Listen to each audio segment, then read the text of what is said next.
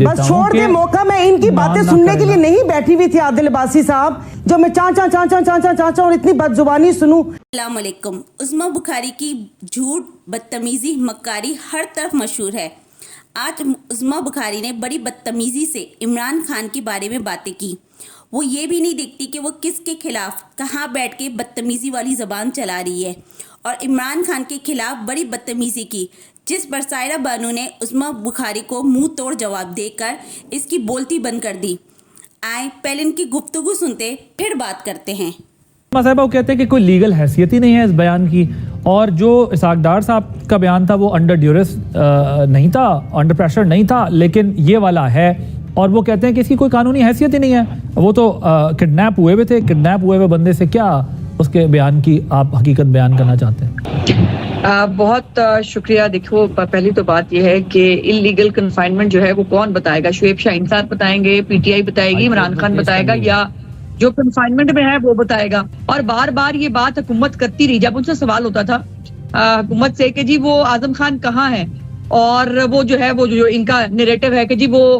किसी कस्टडी में है, कहीं अगवा हो गए हैं। ये जो सायरा साहबा सिचुएशन इस वक्त डेवलप हो गई है, तो मुझे जरा ये बताइएगा आपके ख्याल में आज जो आजम खान साहब बात करें, अगर इसकी कानूनी नुक्ता नज़र से हटके अगर सियासी इसके असरात देखें, तो क्या मुल्क ने इसकी कीमत अदा नहीं की है? अपना नुक्ता नज़र बताऊं तो मुझे तो ऐसे लग रहा है जैसे राम गोपाल वर्मा की कोई मूवी देख रही हूँ मैं। यानी कि हम कौन सी दुनिया में रहते हैं, दुनिया कहाँ से कहाँ। अब तो हमारे पड़ोसी मुल्क भी चांद पर चले गए, हम अभी तक वही पुराना वाला स्क्रिप्ट है उसके पीछे घूमे जा रहे हैं। यानी कि एक बंदा गायब होता है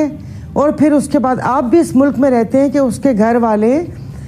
वो क्यों नहीं कर रहे, शिकायत क्यों नहीं कर रहे कि ये बंदा गायब है। अगर वो गायब है तो आपको नहीं पता यहाँ पर क्या होता है, तो आप तो छोटे से पैमाने पे अपनी कोर्ट कचहरी देख लें कि वहाँ पर क्या होता है। फिर उसके बाद वो बंदा आता है, उस बंदे का ज़मीर जाग गया। एक तो मुझे इन ज़मीरों की समझ नहीं आती कि वहाँ बैठे हुए काबीना का हिस्सा बने हुए इक़्तिदार में ये ज़मीर क्यों नहीं जागते, ये इक़्तिदार जाने के बाद लोगों के ज़मीर क्यों जागते हैं। लेकिन मुझे ये बताएं, ये सब कुछ तो फवाद हसन फवाद साहब के साथ भी हुआ था, और ये जो आप उठाने की बात कर रही है तो लोग पहले भी उठते रहे थे, लेकिन उन्होंने तो एक लफ्ज भी नहीं उगला, बल्कि उन्होंने कहा मैं अपने किए पर एक लफ्ज पे। गुजारिश तो सुन लेना सायरा साहबा, हमारी भी तो गुजारिश सुन लेना। मैंने आपकी बात अभी मैं ऐसे ट्विटर पर देख रही थी, फवाद हसन फवाद और चीमा उनका कि वो अदालत में पेश हुए थे, पता था कि ये मुकदमा है या उसमें थे, ये तो बंदा ही गायब है। और बाकी मतलब ये कि राना सनाउल्लाह साहब का बयान है कि साइफर गुम नहीं हुआ, वो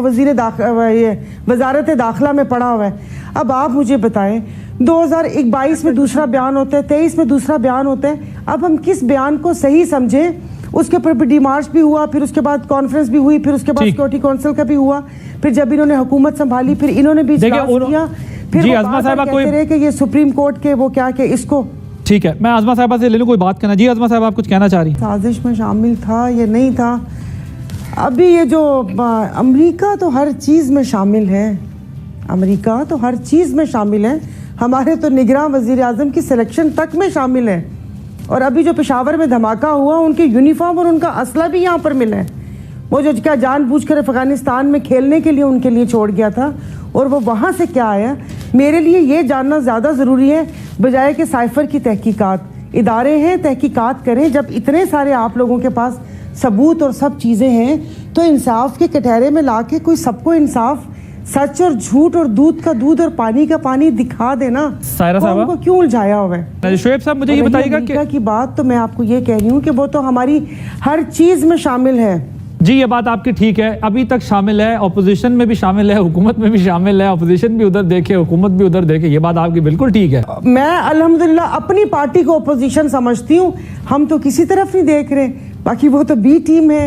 ये जो 24 और 25 का ग्रुप है, आपका इशारा एस्टेब्लिशमेंट की तरफ है, जो हर 6 साल बाद बयान देती है कि हम सियासत में नहीं हैं। यानी कि आप जितने भी एंकर बैठे हुए होते हैं, सबका इशारा उसी तरफ होता है, और मुबहम बातें करके आप लोग हमारे मुंह से निकलवाना चाहते हैं। तो चले, अच्छी बात है, काटिएगा नहीं प्रोग्राम। आपने जब इतने सारे इशारे कर ही दिए तो फिर उनकी मर्जी,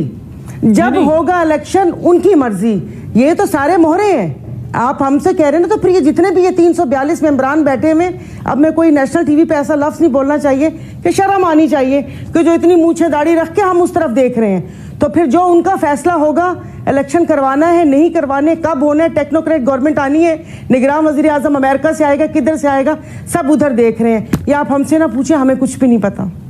میں آپ کے سوال کی روشنی میں آپ کو جواب بس چھوڑ دیں موقع میں ان کی باتیں سننے کے لیے نہیں بیٹھی ہوئی تھی عادل عباسی صاحب آپ ہمیشہ پروگرام میں یہی کرتے ہیں مطلب کیا میں پیسے آپ سے لے کے پروگرام میں بیٹھی نہیں ہوں جو میں چاچا اور اتنی بد زبانی سنوں کہ مطلب آپ ایک طرف سے کہتے ہیں کہ ہم میں اخلاقیات ہیں دوسری طرف سے تاڑ ایک بات ہے جو اصل ایشو ہے اس ایشو پہ بات کریں جنہوں نے دیکھنا ہے وہ آپ اور میں بیٹھ کے ایک سیکنڈ سائرہ صاحب مجھے آپ کا بڑا احترام ہے یہ جو بھی آپ نے آخری بات کی ہے اس کو ذرا کلیریفائی کر دیں یہ آپ کیا کہنا چاہ رہی ہیں کہ مطلب آپ سے سوال نہ کیا جائے یا آپ سے بات نہ کی جائے نہیں یہ بیچ میں آپ سے کوئی مائک مانگ رہا تھا نا ٹائم مانگ رہا تھا وہ تو ٹھیک ہے میں نے آپ کو پورا موقع نہیں میں آپ کو پورا موقع تو بات کرنے کے لیے بیٹھی ہوئی ہے بات یہ ہے کہ یہاں پر جو ہے نا سب لوگ ایک جو ہے وہ ایک بیک گراؤنڈ ہے ایک اس سے آئے ہیں یہ ایک اپنے آپ کو بہت سپیریئر جو ہے وہ سمجھنا کسی کو ایک طرف پوری پارٹی کو ان کی آپ ڈیفینڈ کر رہی ہیں دوسری طرف کہہ رہی ہیں میں تو کسی پارٹی کو ڈیفینڈ نہیں کر رہی اور میرا جو ہے وہ مائک مانگنا آپ کو بہت تکلیف دہ اور ناگوار گزرا اور آپ نے بہت جو ہے وہ تضحیق آمیز آپ نے جو ہے جملے بولے میں آپ کو آپ کی اس میں جواب دے سکتی ہوں جو ہمیشہ دیکھتے اسٹیبلشمنٹ کی طرف ہے وہ دوسروں کو جو ہے وہ تانا دے رہے ہیں اگر گورنمنٹ کے ساتھ اسٹیبلشمنٹ کا تعلق ہے وہ بڑا غلط ہے وہ نہیں ہونا چاہیے کون تھے وہ کہاں سے آئے تھے آپ تو پیدائشی سیاستدان تھے نا آپ لوگ آپ دیکھیں نا جی بات کرنے دیں آپ کی جائیدادیں بن گئی آپ کے سارے یہاں پر ہیں شروع میں آپ نے اب سائرہ صاحب ذرا دیکھیں نا یہ اب ان کی باری آئی تو آپ دیکھیں ان کی باری ہے نا ان کو بات کرنے دیں میں نے آپ کی باری میں ان کو روکا اور آپ کو بات پوری کرنے دی